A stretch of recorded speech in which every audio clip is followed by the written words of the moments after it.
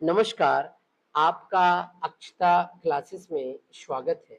आज हम रामधारी खंड 1 की प्रतिलेखन संख्या 30 की डिक्टेशन करेंगे, जिसकी स्पीड 60 शब्द प्रति मिनट होगी। आपकी डिक्टेशन अगले 5 सेकंड में शुरू होगी। 5, 4, 3, 2, 1 स्टार्ट। महोदय, प्रशासन का यह कर्तव्य हो जाता है कि वह सतर्क रहे और अधिकारी लोग अपने को निष्पक्ष रखें, किंतु जो जनता के अंदर एक गिरावट आती जा रही है, वह भी एक देखने की बात है। इसलिए मैं चाहता हूँ कि सरकार कोई ऐसा प्रयत्न करे जिससे कि भ्रष्टाचार को रोकने के लिए जो लोगों का नैतिक स्तर ऊंचा होना आवश्यक है, उसको ऊंचा किया जा सके। उसके लिए जो भी वह कर सके, मुझे कहना तो बहुत कुछ था, लेकिन चूंकि मेरा समय समाप्त हो गया है, मैं अब और कुछ नहीं कहूँगा। महोदय, इसलिए मैं माननीय रक्षा मंत्री महोदय का ध्यान इतिहास की उस चेतावनी की ओर दिलाना चाहता हूँ कि हिमालय की चोटी पर जिसका अधिकार रहा है, उसका गंगा और यमुना के मैदान पर भी अधिकार रहा है।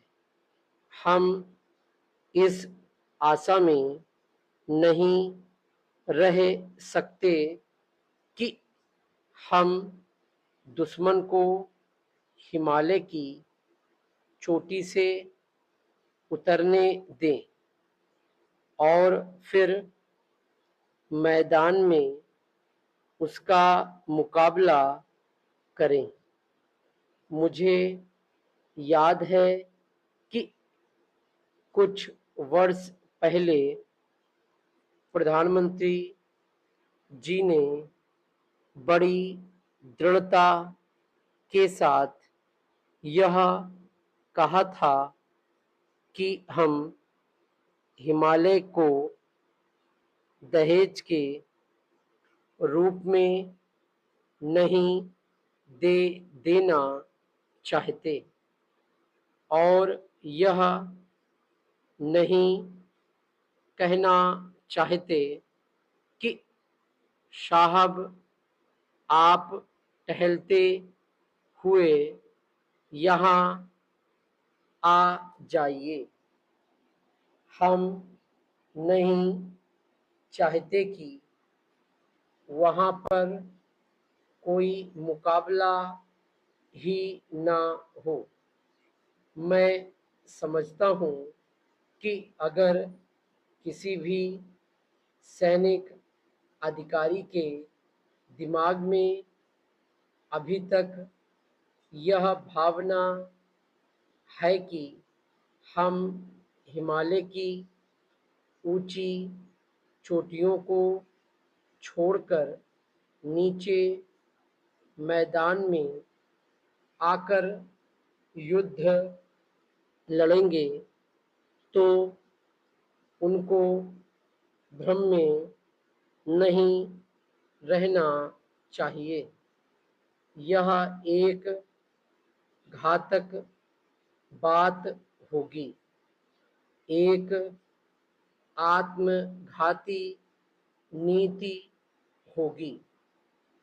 अगर एक बार चीन का हिमालय की चोटियों पर कब्जा हो गया तो चाहे वह बाद में नीचे हम पर हमला ना भी करें, किंतु वहाँ से हम उसको कभी नहीं हटा सकेंगे। इसलिए इस संबंध में स्पष्ट निर्णय किया जाना चाहिए। इसके बाद मैं मध्यवर्ती क्षेत्र के बारे में कुछ कहना चाहता हूँ। पिछली बार जब चीन ने बड़े पैमाने पर आक्रमण किया था तो लद्दाख में और पूर्व में नेफा के इलाके में किया था। मध्यवर्ती क्षेत्र में मिडिल सेक्टर में लड़ाई नहीं हुई थी, लेकिन मेरा अपना अनुमान है और बहुत से लोगों को इस बात की आशंका है कि अगर अब कभी चीन ने दोबारा हम पर आक्रमण किया तो वह मिडिल सेक्टर में करेगा। इसके कई कारण मालूम पड़ते हैं। डिक्टेशन कंप्लीट हो गई है। Thank you.